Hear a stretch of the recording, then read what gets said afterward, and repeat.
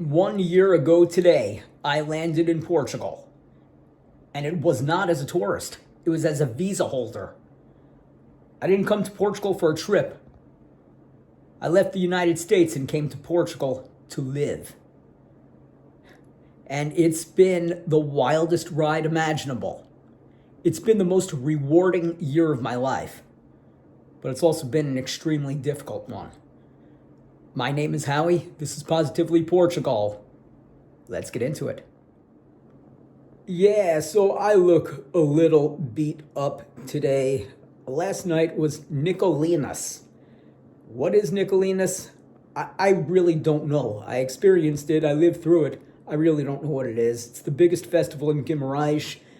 But really, from what I saw, it's just people banging on drums all night and drinking as much as they possibly can. There were quite a few underage girls who kept trying to get into bars last night, so that was a little off-putting, but other than that, it was a really long night. So, yeah, that explains why I look like I got hit by a truck. And it was actually my first Nicolinus because I moved here last year the day after. So it's all come full circle. I've done it all. And today they began the whole Christmas season in Guimarães. They're opening the Christmas market, the Christmas city. They're lighting the tree. There's all this stuff going on. This year, we even have an ice skating rink where one of the Christmas markets was last year. That's pretty cool. I don't know what they're charging for it, and whatever it is, I ain't paying it. But it's Christmas in Guimarães is awesome. Not everything in this city is, and that's going to be the subject of a future video about life in Guimarães year-round. But if there's one thing that this city does really well, like almost perfectly, it is Christmas. Except the constant Christmas music going on in the city center, like constant. There's nothing like stepping outside and hearing, "All I want for Christmas is you." They're not playing that song by the Pogues, I'll tell you that.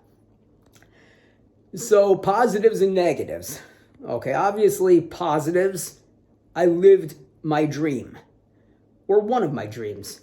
I always wanted to study abroad when I was in college, or as they call it outside of the United States, university.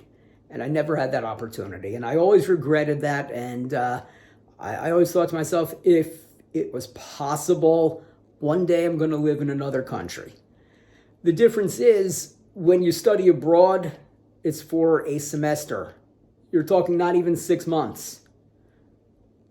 Sometimes it'll be like a year-long program, not even a year, just the scholastic year, the academic year. So I guess you'd be talking 9 months. But with me, there's no end date.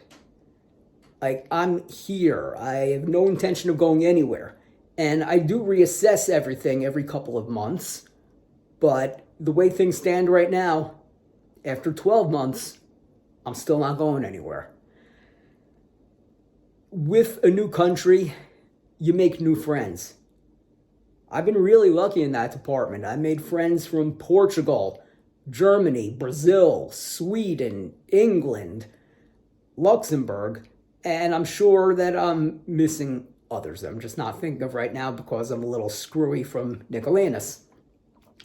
And of course, there's health. You wouldn't know it by looking at me today because I look like I got eaten by a bear. But in the year that I've been living in Portugal, I've lost 24 pounds. That's almost 11 kilograms. And that's just what Portugal is going to do to you. Not just Portugal, but living in Europe, or I guess you could say just living outside of the United States. But yeah, there's been great improvements in my health. I'm energetic. I don't feel like I'm 47. I had my first birthday in Portugal earlier this month. I also celebrated my first Thanksgiving in Portugal a few days ago. The days are just flying by now. And that was interesting. Had turkey going in the air fryer while I was at work, because here in Portugal, Thanksgiving is called Thursday or Quinta-feira. I'm never really going to get the days of the week here. But I'm not going to touch too much on the health, because that's another topic that I want to save for another video. I think I'm going to put that one out next week. Now, the negatives, yeah, you're going to have to come to terms with the fact that you're going to lose a lot of the people you know. You're just not going to hear from them anymore. The people who said to you that they're going to visit you, you're never going to see them again. I mean, maybe you'll go home and they'll see you there, but at that point, you're probably not going to want to see them. You could live in the imaginary land of utopia, and everything could be perfect, and you could be considered the envy of the world because of where you're living, and they're still not going to visit you. And you're going to have to get over that. There's just no other way around it. Another negative is finances. I'm actually working a Portuguese job, which means that I have never made less money in my life. The only thing about that is I'm actually still making more than the majority of Portuguese people.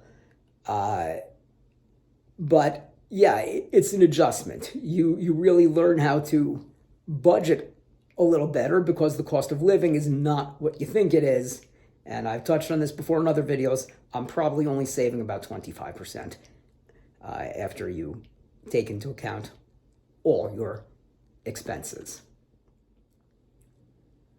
And of course, the most disappointing thing about moving to another country is you're forced to come to the realization that there are certain things that your home country did better.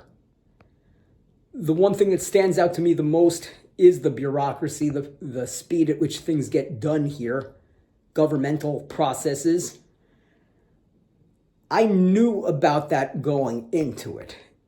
That's not a surprise to me, but once you're here, and you're here as long as I've been, it gets to the point where it's not, oh, there's so much bureaucracy here. Now it's like, I still don't have a fucking NIS, the Social Security number. The damn thing has been spinning on the website. I'm in a state of registered or registrado for 15 days now. And I can't put in another application until I get a no. That's yet another thing that's going to be the topic of another video, because I mentioned this previously. You don't have to give me a NIS. I don't care if I get it or not. But if you don't give me a NIS, I'm not paying any damn taxes here in June. And that's final. That's like not even up for debate. Sure, that could cost me potentially my residence permit. But judging at how things are handled here, the speed at which things move, I don't really see anybody coming to enforce my removal. Surprises? No. Only two things come into my head here, one of which has nothing to do with Portugal, but the thing that surprised me the most was that an American company really wants nothing to do with you if you don't live in the United States, even with the job being fully remote. I don't know what it is, if there's like a tax issue. I'm sure that's what it is, but I knew finding a new position would be difficult. I really didn't expect it to be damn near impossible. Before I moved to Portugal, I got involved with a completely illegitimate company, one that owes me a lot of money, and I'm never going to see that money. I've come to terms with that. But it led me to get my first Portuguese European job, and that's where I stand with that now. The other thing that surprised me was the cost of utilities, which I originally thought was a Portugal thing, but I later found out it's not. It's more of a Guimarães thing. Reading up about this and watching other YouTubers, I learned that electricity and water for some reason, are less expensive in Porto and, shockingly, in Lisbon as well. You wouldn't expect that, but the cost of utilities here absolutely sucks. I pay on average 35 euros a month for water. I'm just one person. I shower once a day. I do laundry once a week. I wash my dishes because there's no dishwasher. But there is no chance in hell I'm going through 35 euros worth of water every month. My latest bill with EDP has gone up from 55 to 67 euros. I'm using the exact same amount of electricity as I used last month. So I don't believe that any meters are being read. I just think they're going to charge whatever the hell they want to charge. And when you look at the bill, you can see whatever kind of charts they put in place. But honestly, it's the same damn charts that I always looked at in the United States when I was looking at my Duke Energy bill in Florida or my Con Ed bill in New York. It looks exactly the same. So, yeah, I don't think anything is getting read. It's just, hey, we want more money this month. And that's what electricity in Guimarães is. Now, EDP is not just in Guimarães. I think they're all over the country, and I am going to have to look for a new electric company because that's one of the biggest differences with life in the United States as opposed to life in Portugal. In Portugal, you can choose your electric company. In the United States, it goes by where you live, and that's it. If you don't like it, build your home off the grid or just be Amish. What's next for me? I'd like it to be travel. I can't go anywhere for the next 4 months because I have to be at my current position for 6 months before I take any time off. Totally understandable. It's pretty much the same way in the United States, so no harm, no foul there. But I want to go to one of the Oktoberfests in Germany in September. I'm still dying to run with the Bulls in Pamplona, Spain. I know I'm not going to be able to do both of those things in the same year because I still have to go home and visit family and friends in New York. But travel is on my agenda for 2026. There are still cities and countries I've never been to that I really want to see. And I just didn't have that opportunity in my first year in Portugal. Here we are, 1 full year later, 1 trip around the sun. And I still have no regrets. I'm glad I did this. It was the right move for me. I don't recommend moving to Portugal for everyone. If you love Portugal and Portugal is in your heart, then yes, move here. If you're looking to get healthier, yes, move here. If you're looking for a lower cost of living, no, don't do it.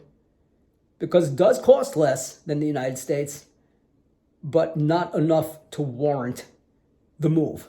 Not enough to make it worth being your top reason for moving here. And if you're looking for an escape from election results in whatever country you're from, don't do it. Because you might not like something that happens here in the future. So, please join me for year 2 of my Portuguese journey. And if you want more videos about moving to Portugal, the process of getting here, Portuguese football, anything Portugal related, please like the video, leave a comment, subscribe to the channel, hit the bell for notifications, hype the video. These are the best things you can do to help a content creator on YouTube. I want to thank you all for watching, and Força Portugal!